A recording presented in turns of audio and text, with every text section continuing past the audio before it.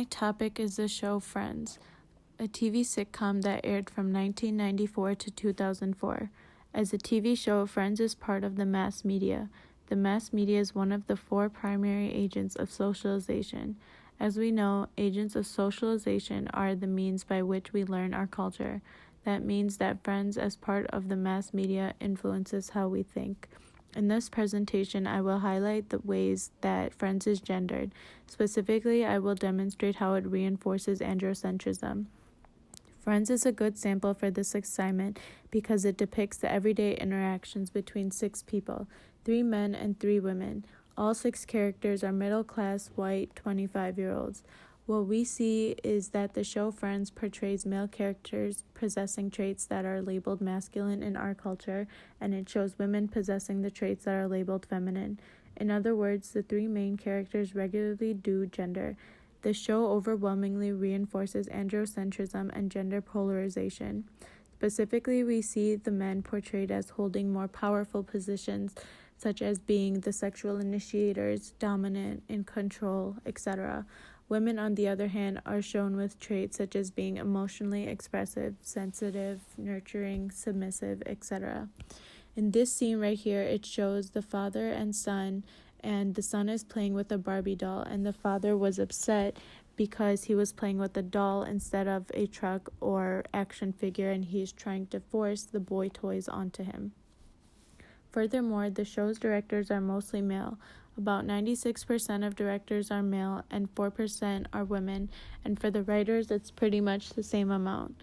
For example, one of the females portrayed the stereotype that women are caregivers 27 out of the 34 times it was recorded all throughout the show. Some of the episodes oftentimes refer to girls as sex objects, where their most important feature is to be shown how physically attractive they are to straight men. This is androcentric. The 3 male characters often see women as sex objects. As proof, the men portrayed the stereotype of being sexually driven 51 times. If they are being sexually driven but the 3 main female characters are not being seen as sex objects, then the women seen as sex objects must be either extras or special guests on the show. There was a total of 626 stereotypes throughout all seasons, averaging 25.4 stereotypes an episode. The episodes coded were an average of 23.55 minutes long. This averages to 1.6 gender stereotypes per minute. Over 1 stereotype per minute verifies the hypothesis that gender stereotypes are often portrayed in the sitcom Friends. With the detailed results, it is also possible to average frequencies of male and female stereotypes independently. There were a total of 371 male stereotypes recorded, averaging 14.8 stereotypes per minute. This averages to 0.59 male stereotypes every minute, with a total of 255 female stereotypes averaging 10.2 stereotypes an episode. There was an average of 0.43 per minute. For better understanding, there were 1.26 male stereotypes and 0.87 female stereotypes every 2 minutes.